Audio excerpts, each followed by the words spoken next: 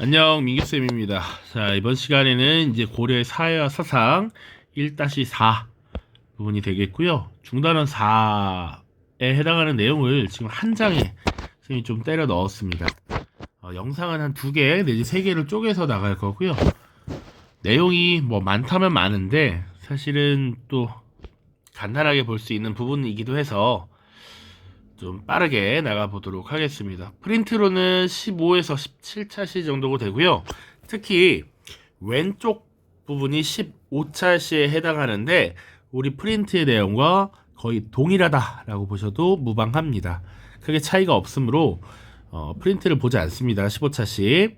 물론 이미 올려놨습니다만 안 봐도 크게 상관이 없는 정도다라고 보시면 되겠어요. 자, 그래서 사회 부분 15차시에 해당하는 부분 먼저 살펴보도록 하겠습니다. 자, 우선 단원명부터 잠깐 보면 다원적인 사회를 운영하다라는 거야. 사회 운영이 한 가지 통일적인 질서가 아니라 되게 다양한 모습을 보이고 있다라는 겁니다. 그냥 고려사회의 다양성이라는 것을 표현하는 것이다. 이렇게 보시면 돼. 자, 그래서 신분 구성 여기 왼쪽에 도식부터 보도록 하겠습니다. 일단 법적으로는 딱 2개의 신분으로 구분이 된다라는 거죠. 지금 양인과 천인 2개의 신분으로 구성이 된다라는 것이야. 그런데 실제로 사회를 운영하다 보면 신분이라고 하는 게 실질적으로는 한 4개 정도로 구분을 할 수 있다라는 것이죠. 그래서 우리 사회에서는 지배층과 피지배층으로 좀 구분을 하는데 크게 4개의 계층으로 구분할 수 있다. 첫 번째 계층은 왕족, 당연히 최고층이겠죠. 그리고 문무관리들, 상급 향리까지 있습니다. 자, 그리고 두 번째 이 부분을 보통은 중간계층이라고도 합니다. 옛날에는 교과서에서 중류층이라고 했는데 그래서 그냥 중류층 말고 중간계층이라고 쓴다.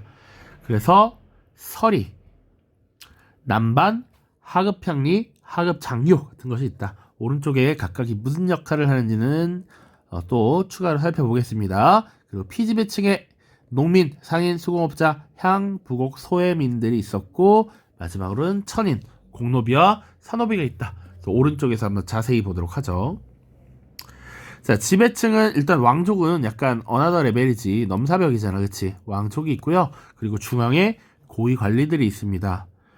보통 고위 관리라고 하면 우리 보통 5품 이상의 관리들을 얘기를 합니다.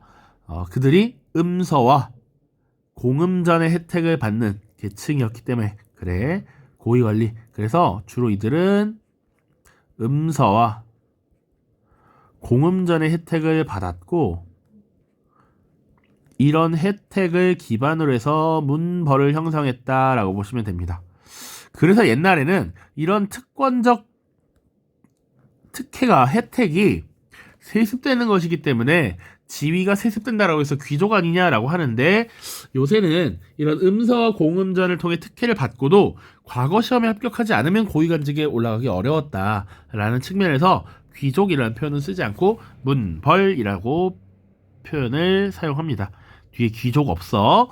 자, 그 다음 상급 향리들이 있습니다. 향리라고 하는 건 기본적으로 빨간색 말고 지방행정의 실무를 담당하는 사람들이죠. 그래서 이 향리라고 하는 것은 행정 실무를 담당하는 여러 사람들인데 그 중에서도 지위가 높은 대장과 부대장들을 보통 상급 향리라고 표현합니다. 그래서 그들을 호장이라고 표현해요. 호장. 그리고 호장과 부호장 이렇게 보시면 되겠습니다. 그 다음 중간계층입니다. 서리라고 하는 것은 중앙관청에서 실무를 담당하는 사람들, 하급관리들이야. 하급관리 이들을 서리라고 하고요. 남반은 궁중에서 업무를 담당하는 하급관리. 그리고 하급향리는 지방행정 실무를 담당하는 사람들이겠지. 지방행정 실무.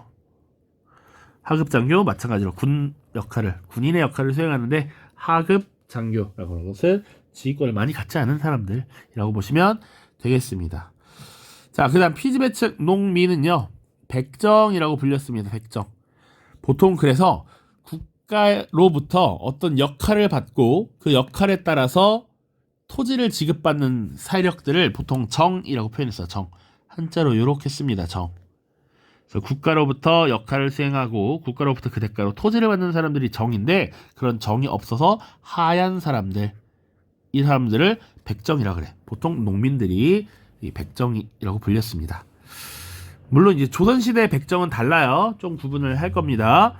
자, 그리고 이들은요, 일반 백성들인데 조세, 공납, 역을 부담했다. 조세는 보통 토지에 대한 세금, 공납은 지역의 특산물 혹은 토산물이라고 하고요. 역은 주로 노동력을 말하는데, 군대에 가는 군역과 실제 공사에 동원되는 요역 같은 것으로 구분할 수가 있습니다. 자, 그리고 상인과 수공업자들, 이들도 피지배층의 일반적인 양인이었고요. 이들은 또 농민과는 다른 세금 부과가 있었다 정도로 보시면 돼. 자, 그리고 향, 부곡, 소 등의 특수행정구역의 주민들이 있었는데, 이들도 양인에 해당했습니다. 이들도 양인이다, 양인. 기억해두고, 이들이 차별적 지위에 놓여 있었는데 그것은 밑에 또 있으니까 밑에서 살펴보도록 하고요. 천인들은 대부분 노비였다. 노비. 이 노비는 개인의 재산 취급을 당했으므로 어떤 것들이 가능했냐면 매매가 가능했습니다. 재산이니까. 그리고 당연히 부모가 죽으면 자식에게 상속할 수도 있고요. 누군가에게 증여할 수도 있다. 줄 수도 있다라는 거야. 자, 이 노비들은요, 또 크게 공노비와 사노비로 구분을 할 수가 있는데, 칸이 없으니까 증여 살짝 지우고, 공노비는 관청에서 일하는 노비지. 관청에 소속된 노비인데, 이 관청에 속한 노비들도 두 가지로 구분합니다. 관청에 들어와서 역을 수행하는 입역 노비가 있고요. 그리고 관청 밖에 살면서 일종의 신공이라고 하는 것을 바치면 자신 개인의 생활을 할 수 있는 이런 노비들도 있었다. 사노비도 마찬가지입니다. 개인이 소유하고 있는 노비인데 주인이 데리고 사는 집안의 잡일을 수행하는 솔거 노비가 있고요. 그리고 주인과 같이 살지 않아. 개인의 소유이긴 하지만 따로 살고 있어. 아휴, 왜 이러냐. 글씨가 이상하게 써지네요. 따로 바깥에서 살고 있지만 그 대신 신공이라고 하는 것을 바치도록 한다. 그러면 신공만 바치면 내가 노비이긴 하나 자유로운 생활을 어느 정도 누릴 수 있었다. 신공이라는 걸 납부. 그래서 필요하면 결혼도 할 수 있고요. 본인의 재산도 어느 정도 가질 수 있는 이런 모습들이 있었다. 좀 더 남자 노비와 여자 노비가 있으면 여자 노비가 좀 더 비쌌습니다. 여자가 자식을 낳을 수 있었지. 그러니까 자식을 낳으면 그 자식도 노비야. 그러다 보니까 재산을 늘린다라는 개념에서 여자 노비가 훨씬 가격이 높았다. 이 정도만 알고 계시면 되겠습니다. 자, 그 다음 신분의 유동성이야. 과거 신라와 비교를 하는 겁니다. 신라와의 비교. 신라는 어땠느냐? 신라는 골품제라고 하는 게 있었지. 이건 아무리 능력이 높아도 이것을 뛰어넘을 수 없었다라는 한계가 있잖아. 폐쇄적이었다. 그런데 신라의 골품제보다 훨씬 개방적이었다.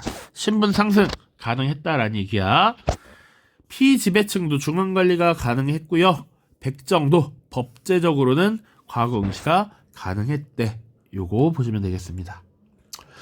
자, 그리고 두 번째, 이거는 중학교 때 안 배웠을 텐데 정호층의 신분 상승이라는 부분이 들어와 있습니다. 정호층 새로 등장한 개념이고요. 아까 선생님이 국가의 어떤 역할을 맡아 수행하고 토지를 받는 세력을 정이라고 했어. 그러니까 정이라고 하는 계층이 소속된 집, 이것을 정호라고 해. 정호. 자, 개념. 수조지를 받고 직역을 담당한 계층. 그래서 주로 향리, 하급장교, 기인 등을 말한다. 그러니까 구체적으로 따지면 어디에 해당한다? 주로 요 부분을 얘기해. 그래서 이 정호층이 과거 시험을 보든 공을 세우든 하면 이렇게 신분이 상승될 수 있었다라는 얘기야. 근데 여기 문무관리나 상급 향리도 사실은 토지를 받고 일하거든. 그러니까 엄밀하게 넓은 의미의 정호라고 하면 왕족을 제외한 지배층 모두가 정호가 되겠고, 좁은 의미로는 요 중간계층을 말한다. 중간 계층이 신분 상승할 수 있었다 이렇게 표현을 하고 있습니다. 자, 그래서 정호층의 활발한 신분 상승 보시면 과거에 합격하여 고위 관료가 된다. 과거에 합격 혹은 군공을 세워서 무관으로 출세하는 이런 것들이 있었다라고 하는 것입니다. 정호층. 자, 그리고 노비층도 심지어 신분 상승이 가능했다. 주인에게 재물을 주거나 큰 공을 세우면 양인으로 신분이 상승됐다. 이렇게 보시면 되겠습니다. 교과서는 이따 한번 해볼게요. 자, 그리고 지역의 자율성에 기반한 사회 운영이래. 자, 왜 그러는지 한번 근원을 생각해보자. 지역에 자율적인 권한을 줬다라고 하는 것. 고래 출발을 생각해봐. 고래 출발. 호족이 지배한 사회였지. 그러다 보니까 이 호족들의 권리나 권한을 인정해주면서 국가가 시작됐어. 그러니까 이런 특성이 고려시대에 많이 남아있을 수밖에 없다. 자, 그래서 고려의 군현 보시면 지역민이 일정 마을이라고 하는 촌에 소속되고요. 여러 개의 마을, 촌이 모여서 군현을 성립시켰다. 그런데 이 군은 군과 현으로 나뉘게 되죠. 그리고 이 군현도 그 규모나 중요성에 따라서 지방관이 파견되는 곳이 있고 파견되지 않는 곳이 있었습니다. 그래서 지방관이 파견되면 거기서는 주군 혹은 주현이라고 표현했고요. 지방관이 파견되지 않는 지역은 속군, 속현이라고 표현을 했습니다. 자, 그래서 여기서는 호장을 중심으로 향리 대장이었지. 호장을 중심으로 한 향리 집단이 군현 운영을 주도했다. 특히 어디서 더 그런 모습이 강했을까? 지방관이 파견되지 않은 속군, 속현이 특히나 호장을 중심으로 한 향리의 권한이 셌을 것이다. 그리고 통계적으로 살펴보면 지방관이 파견된 주군, 주현보다 지방관이 파견되지 않은 속군, 속현이 훨씬 많았다라고 하는 것이 또 특징이고, 그리고 지방관이 파견되지 않은 지역은 향리가 주도하지만 어쨌거나 누가 관리를 좀 더 한다. 주군과 주현에서 일부 관리를 한다라고 보시면 돼. 그렇지. 이렇게 정리를 하겠습니다. 자, 그리고 자체적으로 군대도 보유하고 있고요. 독자적 문화와 신앙도 어느 정도 갖고 있었다. 이렇게 보시면 되겠습니다. 넘어가. 두 번째, 지역 간 위상의 차이야. 향, 부곡, 소가 차별을 받았고 주현과 속현이 또 차별을 받았다라는 것. 향, 부곡, 소의 차별 요거 중요합니다. 자, 어떤 차별을 받았는가? 그래서 빼서 설명을 할게. 1번 첫 번째 뭐가 있었느냐? 기본적으로 세금 부담이 컸다. 두 번째, 거주 이전의 자유가 없었다.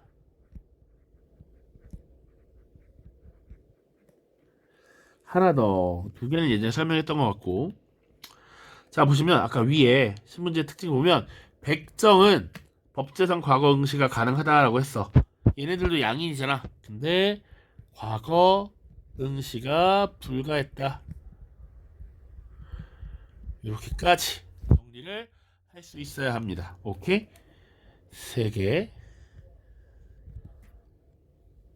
향, 부곡, 소는 차별당했다.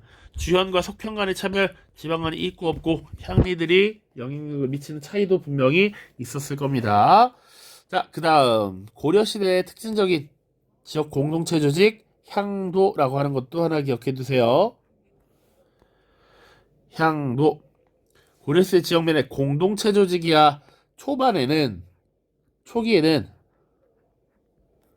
어떻게 보면 불교 공동체였어. 그래서 향나무를 묻어요. 바닷가 근처에 가서 매향이라고 합니다. 매향.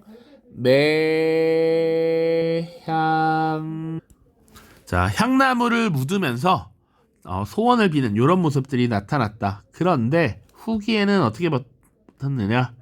이런 불교와 관련 없이 그냥 마을에서 필요한 일이 있으면 서로 돕고 돕는 상부상조의 공동체 모습을 보여줬다. 어디 집에서 장례가 발생하면 도와주고, 아니면 누가 결혼을 하면 다 같이 가서 도와주고, 이런 모습들 향도 같이 기억해 주세요. 그리고 마지막 이 부분에서 사실 더 중요하게 여겨지는 부분이 이 수평적인 가족관계라고 하는 부분입니다. 수평적 가족관계. 그 중에서 여성의 지위가 상대적으로 높았다라는 거야. 상대적으로 높았다. 상대적으로 높았다. 그러면 무엇과 비교했을 때 상대적으로 높았을까? 조선 후기와 관련했습니다. 조선 후기. 특히 조선시대 되면 성리학적 질서가 강화되는데, 그때 되면 되게 가부장적 질서 강화, 여성에게 정절과 절개를 강요하는 이런 모습들이 나타나죠. 이런 것들에 비하면 고려시대는 상대적으로 여성의 지위가 높았다라는 거야. 자, 호주가 될 수 있다. 그러면 조선시대에는 어땠다? 남자만 호주가 가능했다. 태어난 순서대로 호족이 기대했다. 이건 무슨 얘기일까? 조선시대는 어땠다? 주로 남자들 쭉 적고 딸은 나중에 구석에다가 뭐 이렇게 적었거든. 그런 문제가 있었다. 자, 여성의 이혼 및 재혼이 가능했다. 조선시대는 어땠다? 어디? 여성이 이혼을 하자 그래. 어디? 재혼을 하자 그래. 이런 모습이 있었다는 것이죠. 그리고 사위의 처가살이가 일반적인 형태였다. 지금은 반대지. 며느리가 시집 간다라고 표현하잖아. 그치? 물론 장가 간다고도 하지만 보통은 여자가 남자 집에 들어가는 형태, 친령이라고 하는데 그런 형태로 바뀌었습니다. 또 사실은 제사를 지내는 경우도 제사도 마찬가지야. 하나, 조선시대에는 사실은 이제 조선 후기에 특히 맏아들이 제사를 주도해야 했어. 아들이 없는 집은 남의 집 아들을 양자로 들여서까지 제사를 지냈단 말이야. 그런데 돌아가면서 이것도 윤회봉사라고 해. 자식들, 딸과 아들 구분 없이 윤회봉사하였다 라는 것 같이 하나만 기억해 두세요. 이렇게 써놓으면 니네 뭔지 기억도 못하겠다. 잘 기억해놔. 딸 아들 순서 상관없이 그냥 태어난 순서대로 부모에 대한 제사를 모셨다 이렇게 생각하면 됩니다.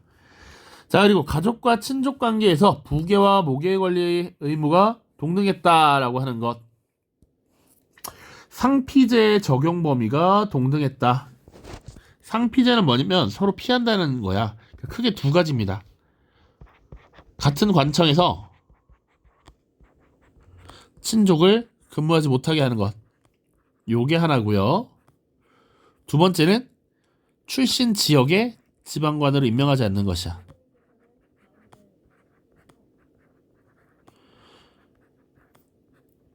요게 상피제입니다. 상피제 적용 범위가 아버지 쪽이나 어머니 쪽이나 똑같았다라는 거야. 그리고 어머니 쪽과 관련돼서 음서가 가능했다. 음서는 뭐였어? 음이 그늘이었지, 그늘. 부모의 백, 조상님의 백을 통해서 관직에 올라가는 거였는데 이 음서의 범위가 어떻게 됐냐면 자, 손, 서, 제, 질 이렇게 돼요. 자식, 손자, 사위, 동생, 조카야. 근데 여기 사위, 어머니 쪽 얘기, 자기 딸의 남편이니까 줄 수 있다라는 얘기야. 그리고 손자도 외손자도 된다라는 얘기고요. 조카도 어머니 쪽 조카도 괜찮다라는 것이지. 오케이? 자, 그래서 이렇게 정리를 할 수 있고요. 교과서 잠깐 보고 마무리하도록 하겠습니다. 자, 교과서 47쪽입니다. 47쪽. 자, 그래서 여기 보시면 맨 위에 고려시대에는 특수행정구역이었던 소에서 구리, 철, 자기, 종이, 먹 등을 생산해서 국가에 바쳤다라고 되어 있고요. 소의 주민은 9년의 주민과 같은 신분이지만 공물 부담이 과중해서 고통받았다. 그리고 전쟁 등에서 공을 세우면 승격시켜줬고 적에게 항복하거나 반란하면 특수직으로 낮추기도 했다라는 거야. 그만큼 특수행정구역이 상대적으로 낮은 위치에 처해 있었다라는 것이고, 여기서 하나 더. 특수행정구역에 세 가지가 있었죠. 향, 부곡, 소였어. 그지? 그 중에 이 향과 부곡은 농업지역이었고요. 농업에 종사하는 곳이었고, 이 소는 수공업에 종사하는 곳이었다라고 하는 것 같이 기억을 해 두십시오. 자, 그리고 신분 구성 나머지 쭉쭉쭉쭉쭉 읽어보시면 됩니다. 거의 다 업무 얘기를 했습니다. 자, 그리고 신분의 유동성 보시면 정호라고 하는 개념 나와. 그리고 백정 개념 나오고요. 왼쪽에 다 있습니다. 기인, 정호, 백정 각각 읽어보십시오. 설명은 다 했습니다. 지역의 자율성에 기반한 사회 운영, 여기 한 가지 안 다룬 게 있어서 살펴보도록 하겠습니다. 자, 두 번째 문단 밑에서 세 번째 보면 고려에서는 본관제를 시행하여 주민들에게 소속된 지역을 확인시키고 그 지역을 떠나지 못하게 하였다. 본관이 일반 군현인지 향부국 소인지에 따라서도 사회적 지위가 달라졌다. 그래서 본관이 뭐냐? 좀 더 자세히 보면 이름 앞에 출신지를 표기한 거야. 선생님이 전씨죠. 자, 선생님이 전씨, 너 어디 전씨야? 라고 하면 항상 앞에 정선 전씨입니다. 이렇게 얘기해요. 근데 선생님이 지금 춘천에 살고 있고 선생님 태어난 곳은 인천이야. 근데 정선 전씨다 라고 하는 건 뭐야? 이 전씨 가문이 본래 정선 출신이다 라는 것을 보여주기 위함이죠. 그래서 잘 보시면 밑에 그대로 있어. 출신지를 본관으로 하여 다른 지역으로 이주해도 호적에는 원래 본관을 기재하였다. 이런 전통이 지금까지도 이어져 오는 것이죠. 물론 여러분들은 요새 본관을 잘 모르는 학생들도 많습니다만. 자, 그 다음 매향 다 읽었고요. 요 자료 봅시다. 백정에서 정호로의 승격. 자, 기본적으로 정호라고 하는 건 국가에서 어떤 일을 맡아 수행하고 그에 따른 대가로 토지를 받는 사람들이야. 그런데 정호가 죽을 수도 있지. 정호층의 일부가 공석이 발생할 수 있습니다. 그럴 땐 토지가 있으나 정호의 수가 부족하면 그 여기에 백정자재 중 자원하는 자로 충당했다. 그럼 백정이 정호가 되기도 하고 이 정호는 다시 고위관리로 상승을 하기도 하죠. 그런 내용들이 지금 자료로 나와 있다.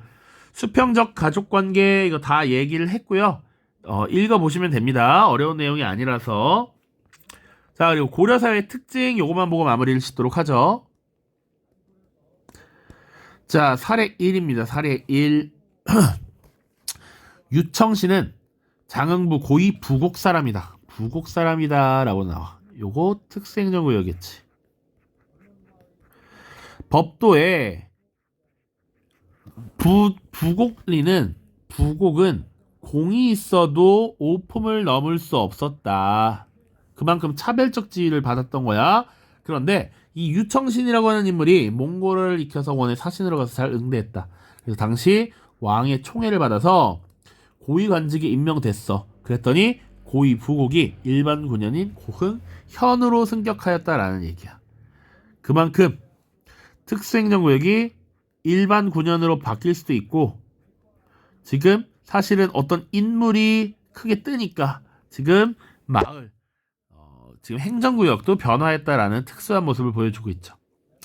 자, 순비허 씨는 공화면 사람으로 중찬 호공의 딸이다.